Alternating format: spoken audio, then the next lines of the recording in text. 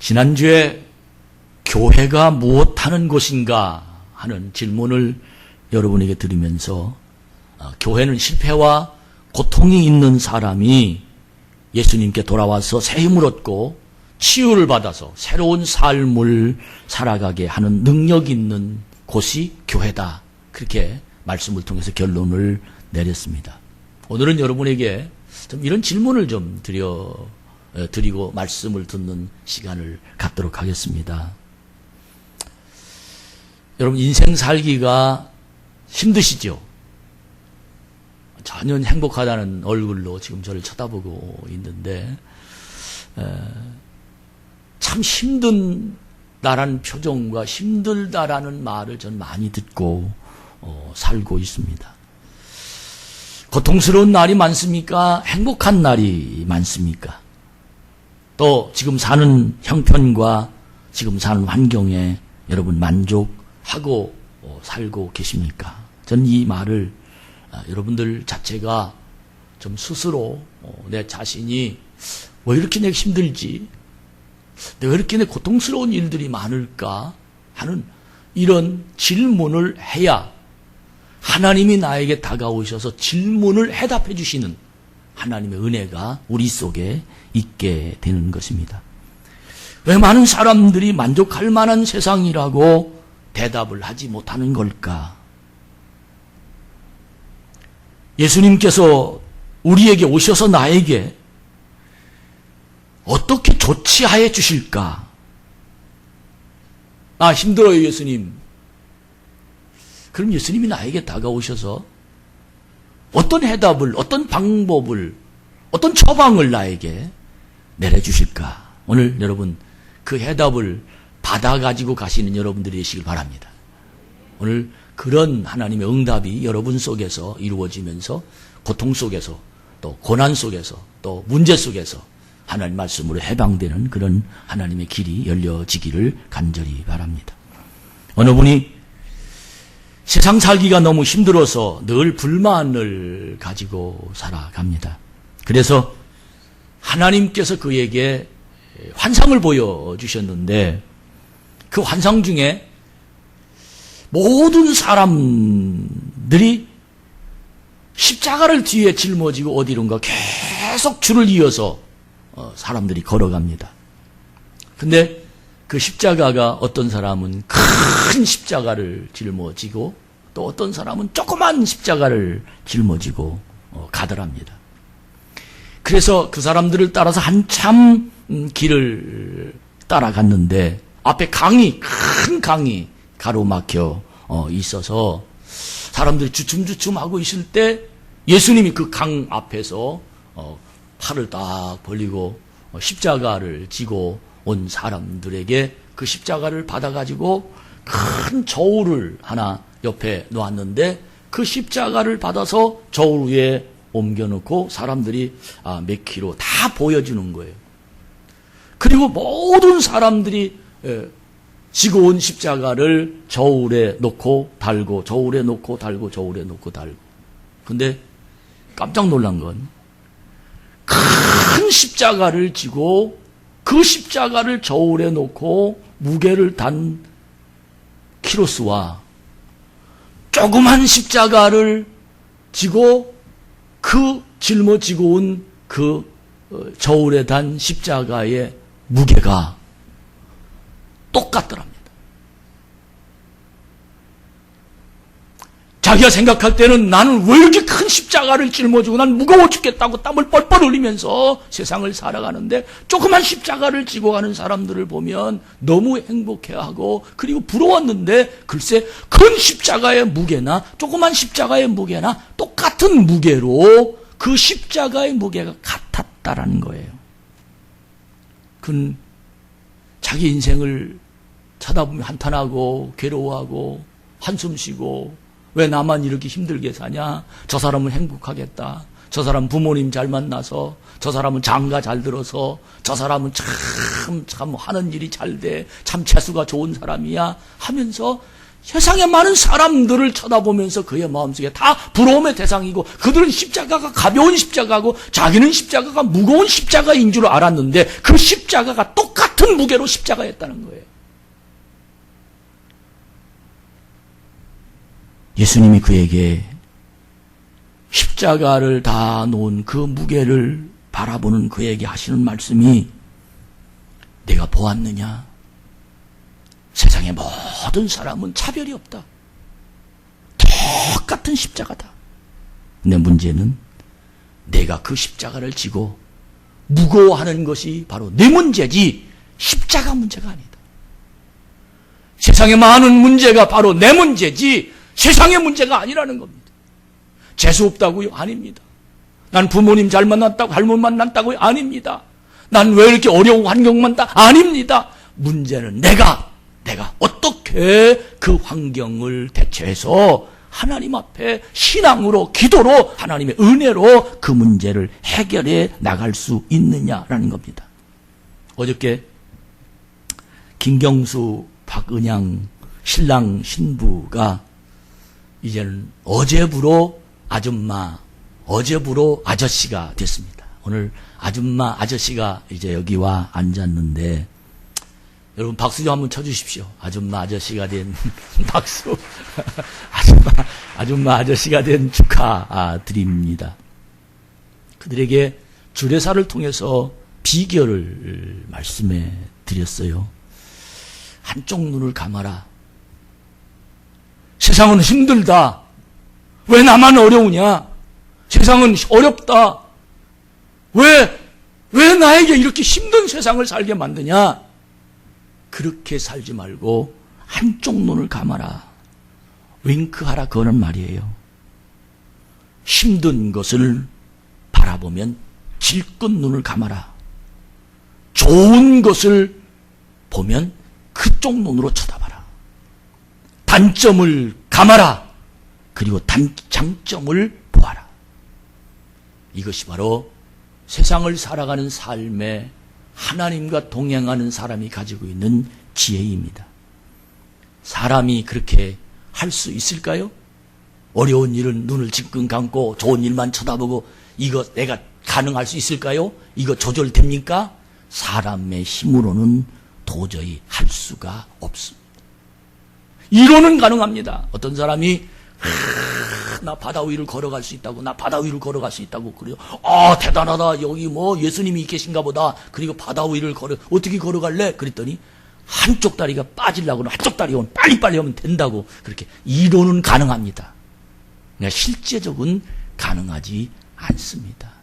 여러분, 많은 사람들이 이론적으로 세상을 한쪽 눈을 감고 한쪽 눈을 쳐다보라고 이론적은 되지만 그것이 행복인 줄 알고 싶지만 그러나 화가 나면 감흥적이고 더 크게 눈을 뜰 수밖에 없는 것이 바로 인간입니다. 그래서 저는 어떻게 하면 한쪽 눈을 감고 어떻게 하면 단점을 질끈 감고 장점을 쳐다볼 수 있는 그런 사람으로 만들어져야 되는데 어떻게 하면 그런 사람으로 내가 만들어질 수 있느냐?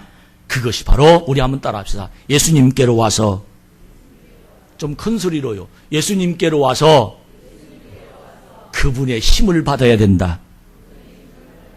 이 말이 현대말로 표현하면 무슨 말이냐면 예수님께로 와서 에이스 받으라. 할렐루야. 주님께로 와서 내 힘으로 눈을 감을 수 없다면 내 힘으로 단점을 내가 내 힘으로 보지 않을 수 없다면 예수님께 찾아와서 에이스 받으라.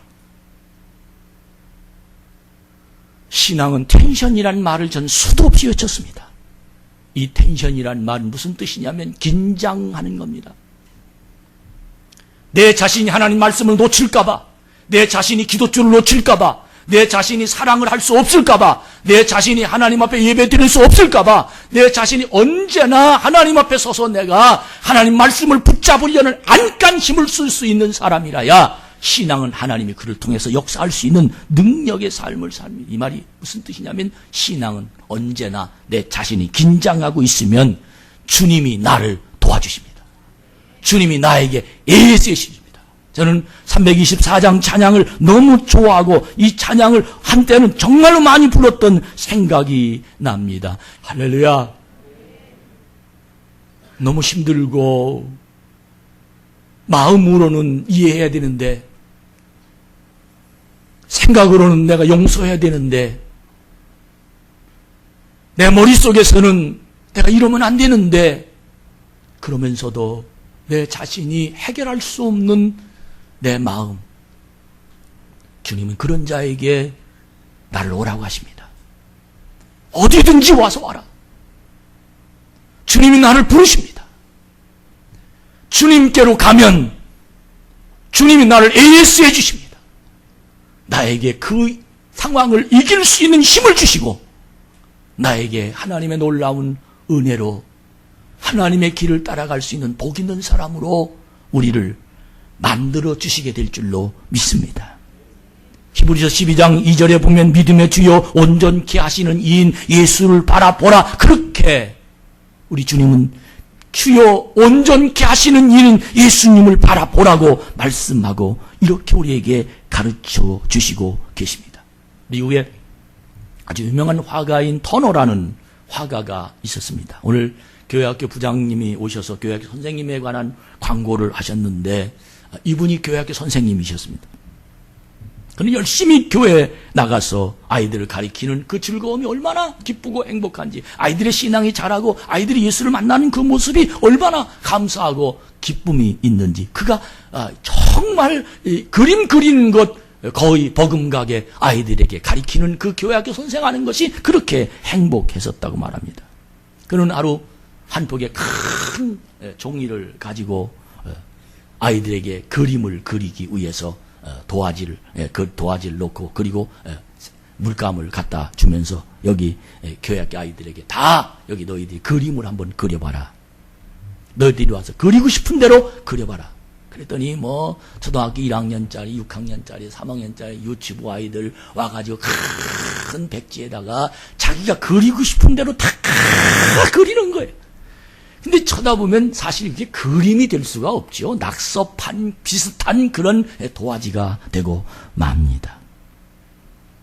그리고는 정말 지저분한 낙서판 같은 그 도화지에 벽에다 딱 붙여놓고, 터너 선생님 화가 그분이 너희들 두 눈으로 똑똑히 봐라.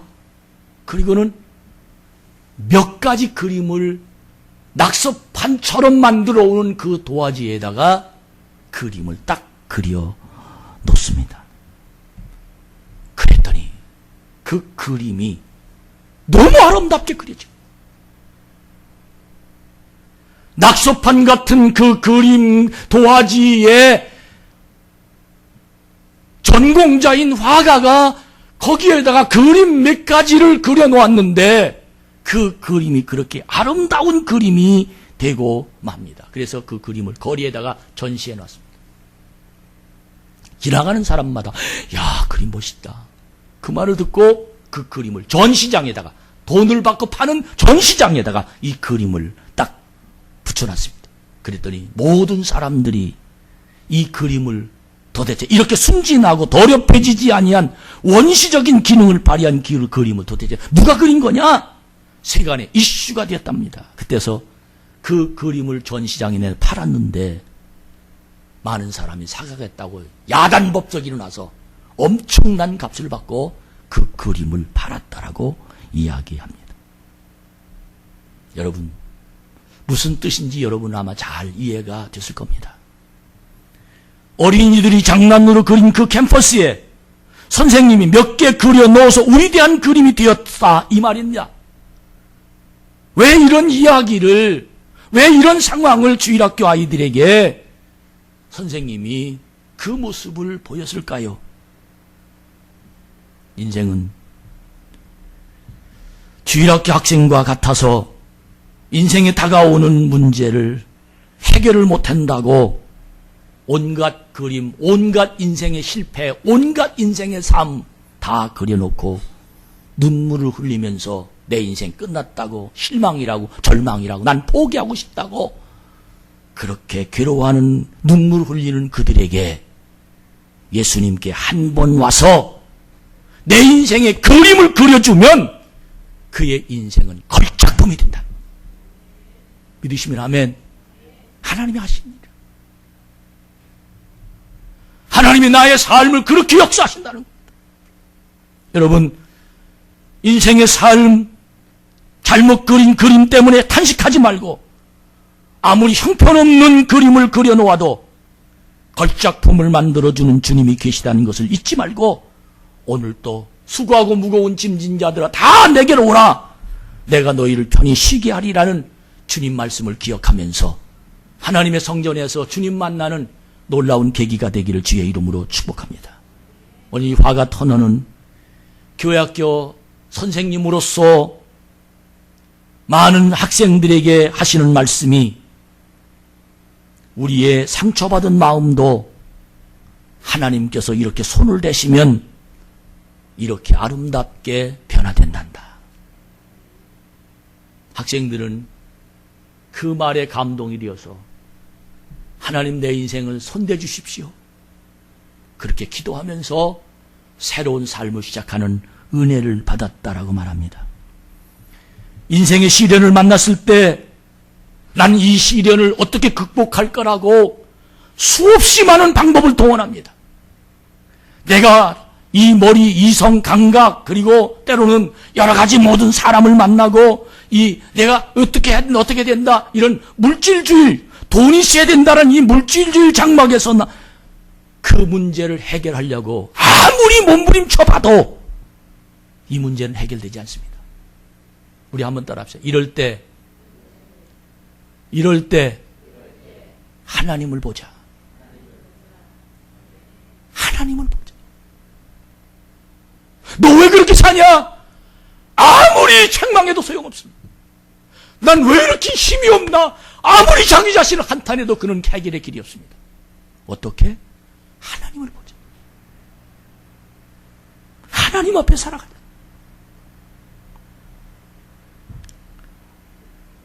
우리의 인생이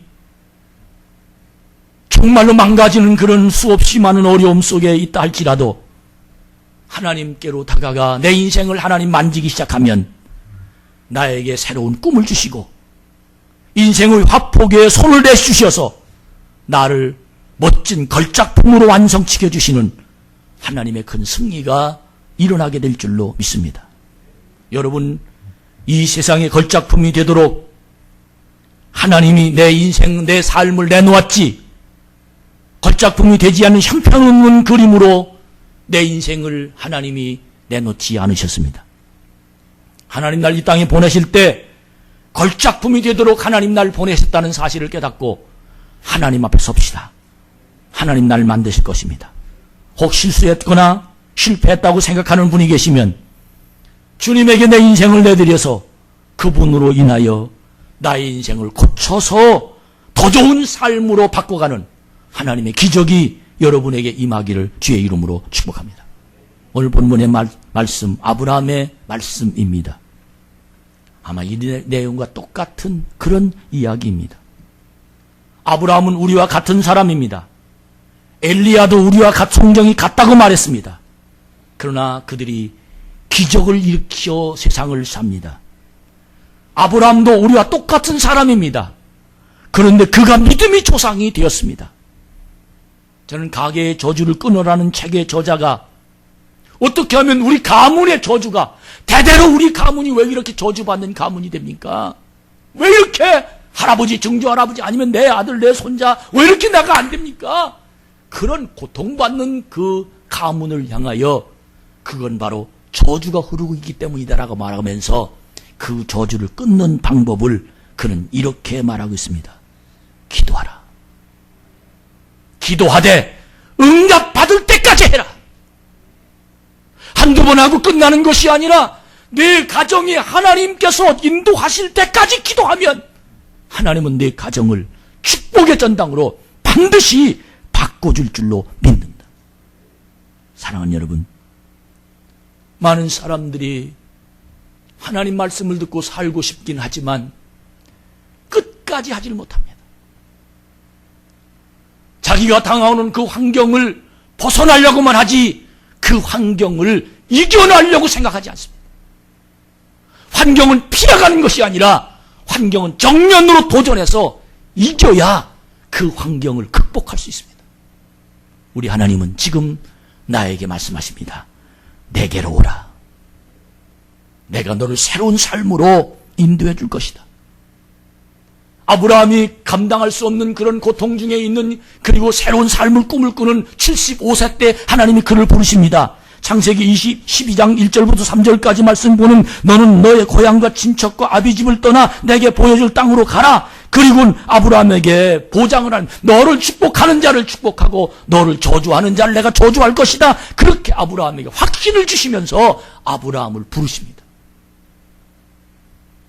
여러분, 아브라함을 부르신 그 하나님이 지금 나를 부르십니다. 하나님이 아브라함을 부르셨습니다. 아브라함은 그때부터 떠났습니다. 떠나서 멋지게 하나님 뜻대로, 하나님 말씀대로, 하나님 믿음이 조상이 된 이 아브라함은 정말로 실수 없이 그렇게 살았느냐? 그렇지 않습니다. 아브라함이 세상을 살면서 하나님이 약속을 받고 자기 본토 친척을 떠나고 살면서 아브라함이 얼마나 많은 실수를 했는지 성경은 아주 정확하게 지적하고 있습니다. 아내를 누이라고 거짓말시키죠. 자기 살라고. 세상에 그런 사람도 있어요. 조카 욕심 때문에 화가 나가지고 마음속에 감당할 수 없어서 별을 쳐다보면서 자기 한숨 쉬는 그 모습에 하나님 또 그를 부르시죠. 하나님이 분명히 내가 너에게 너의 적자를 통해서 내가 아들을 줄 것이라고 말했는데, 글쎄 하갈이라는 여인을 통해서 이스마엘이라는 아들을 낳지요. 하나님의 말씀을 아브라함은 농담으로 여겨서 100살 먹었을 때 내가 분명히 너한테 아들을 주겠다. 근데 농담으로 여기서 웃긴 하나님, 그리고 하나님을 일축하고 말죠. 아브라함이 경건한 사람, 하나님을 최고로 생각하는 그런 날만 있었던 것이 아니라 아브라함도 실수투성이었습니다. 그럼에도 불구하고 하나님은 계속해서 AS 해주십니다. 할렐루야! 하나님은 계속해서 다시 그려주십니다. 결국은 100살 먹어서 아브라함이 아들을 낳고 믿음의 조상이라는 하나님의 놀라운 축복의 역사가 그의 가문을 만들어 주십니다. 아브라함의 복을 받는 공식이 바로 그런 공식입니다. 저는 이 설교를 하면서 제 자신의 인생을 되돌아보았어요. 아, 그래. 나도 하나님 무척 애쓰해 주셨구나. 정말 감당할 수 없을 때마다 와서 고쳐주시고, 생각을 변화시켜 주시고, 또 힘을 주시고. 여러분, 오늘 하나님 앞에 AS 신청하시기 바랍니다. 반드시 아무리 여름날 에어컨이 고장나도요, 보니까 하루 지나면 오더라고요. 우리 하나님은 즉각 오셔서 내 인생을 해결해 주실 줄로 믿습니다. 신앙생활이란 어떤 것이 신앙생활입니까?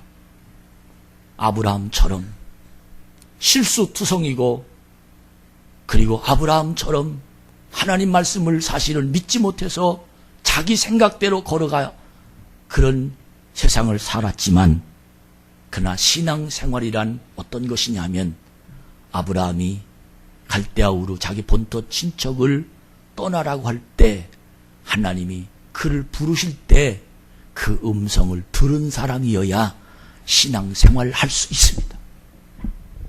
하나님이 떠나라고 했대 라고 해서 떠난 사람은 그런 신앙생활하다가 영락없이 중단할 수밖에 없습니다. 아, 하나님이 저쪽으로 가면 부자가 된대 라고 생각해서 떠난 사람은 그런 가다가 분명히 중단하고 맙니다. 아, 목사님이 그러는데 이것은 좋은 곳이래 라고 생각해서 그 사람은 그곳을 떠나가면 그는 반드시 가다가 중단할 수밖에 없습니다. 중요한 것, 직접 하나님이 아브라함에게 너는 본토 친척을 떠나라. 내가 너의 바닷가의 모래알처럼 하늘의 별처럼 내가 내 자손을 주리라. 너를 축복하는 자를 축복하고 너를 저주하는 자를 저주하리라. 이런 자신만만한 하나님이 그를 부른 부르심의 기도의 부르심의 응답의 부르심의 음성의 부르심의 확신이 그 속에 있는 그 사람이 떠나면 그는 실수에도 하나님이 고쳐주시고 그에게 새로운 신앙생활 하시도록 하나님이 인도하신다는 사실을 깨닫는 자가 되기를 주의 이름으로 축복합니다. 아브라함은 실수하면 양심의 가책이 있고 실수하면 성령의 소리를 들었습니다. 왜? 아브라함은 하나님의 음성을 듣고 시작하고 하나님의 그를 부르심을 듣고 깨닫고 하나님의 그를 직접 챙겨서 내가 너에게 믿음의 조상이 되게 하리라는 하나님 말씀을 듣고 출발했기에 아브라함은 눈에 보고 가는 신앙입니다. 늘 하나님 말씀을 듣고 가는 신앙입니다. 아브라함은 언제나 하나님의 손을 잡고 가는 신앙생활을 가졌습니다. 신앙생활이란 어떤 것입니까? 하나님 말씀이 들려서 하나님과 동행하는 사람이 신앙생활하는 사람입니다.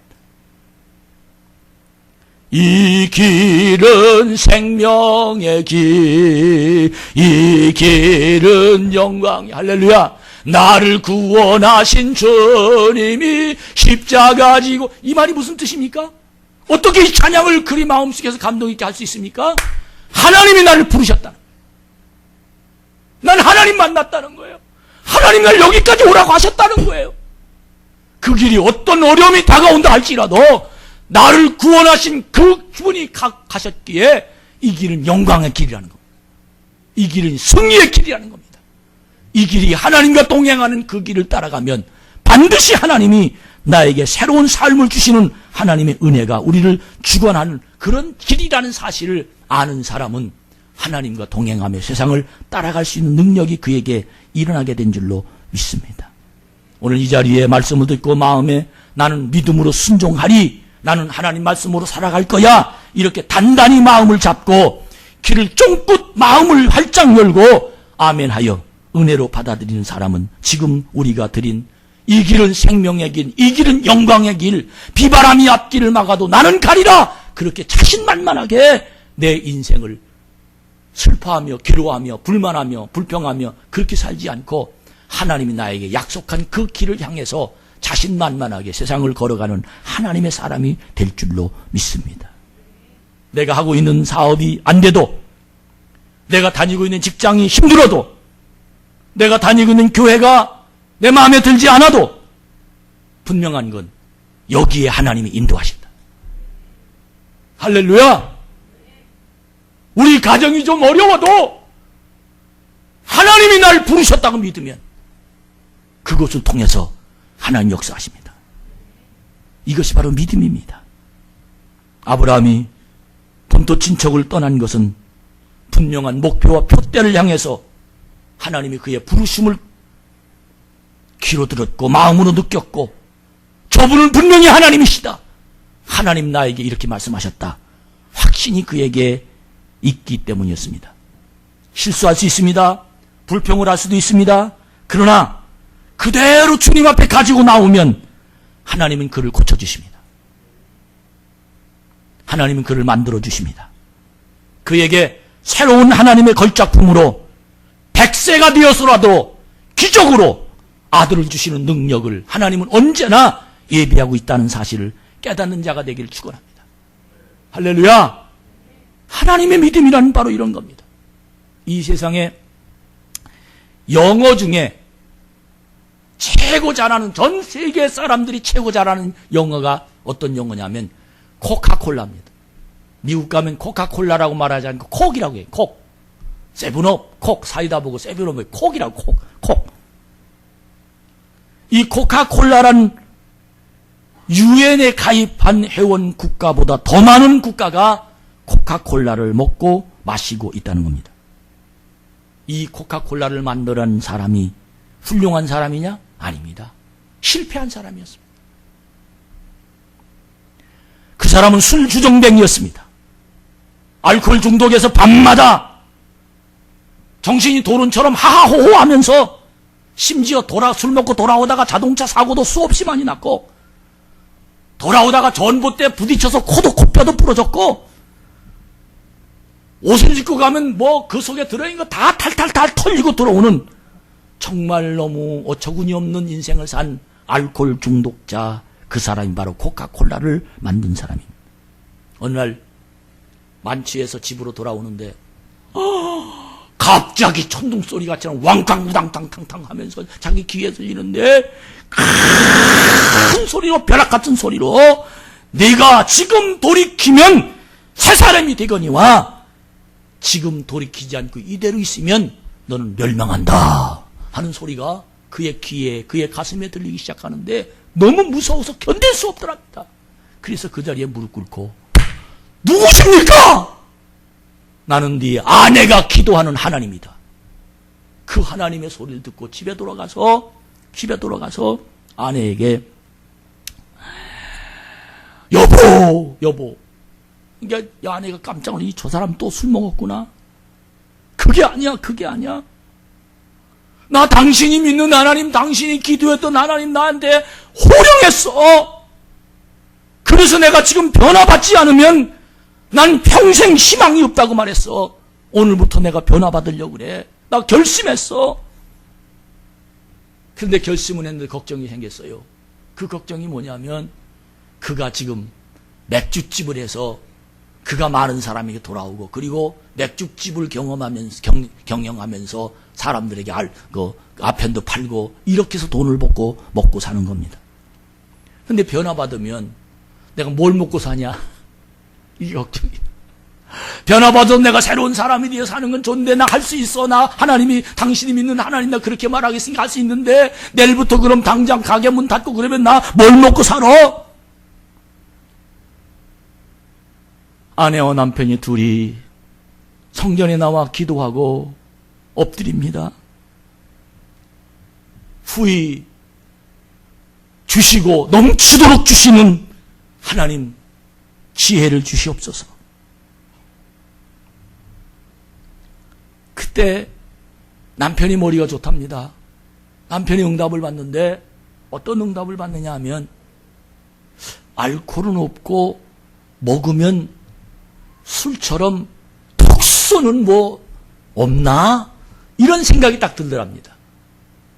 그래서 여러 가지를 조작하고 만들고 또 만들고 결국은 만드는 게 입에 넣으면 톡 쏘는 콜라를 만들었다. 그래서 그 콜라가 엄청나게 시판돼서 지금 세계에 콜라 없으면 못 사는 사람들이 많다.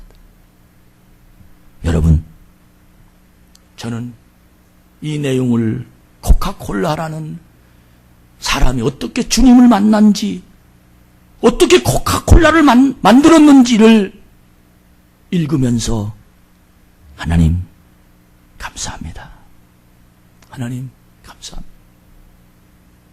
우리 모두는 다 실패의 감정을 살고 있지만 아브라함이 성공했고 코카콜라 사장이 성공했고 그림을 망가졌던 그 그림 화가 터너가 그 그림으로 인해서 새로운 정말로 전 시장에 수백만 원, 수천만 원을 주고도 살 수밖에 없는 그런 그림으로 만들었던 것처럼 내가 하나님 앞에 가면 하나님 날 만들어 주신다. 하나님 날 이끌어 주신다. 할렐루야. 하나님은 반드시 나를 하나님의 은총으로 놀라운 역사가 일어나게 될 줄로 믿습니다. 결론을 말씀드립니다. 오늘 한마디로 말하면 따라합시다. 하나님이 하시면 된다. 아멘. 하나님이 하시면 된다.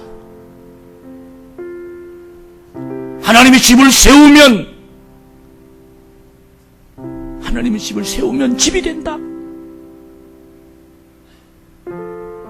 내가 반드시 복주고 복주며 너를 번성케 하고 번성케 하리라. 이 말씀을 가슴에 품고 이번 한 주간 동안 우리 하나님 앞에 하나님의 음성을 듣고 생명이 시작되어 여러분의 인생이 하나님의 복 있는 자가 되기를 주님의 이름으로 축복합니다. 하나님은 나를 만드십니다. 하나님 나를 이끌어 가십니다. 승리합시다.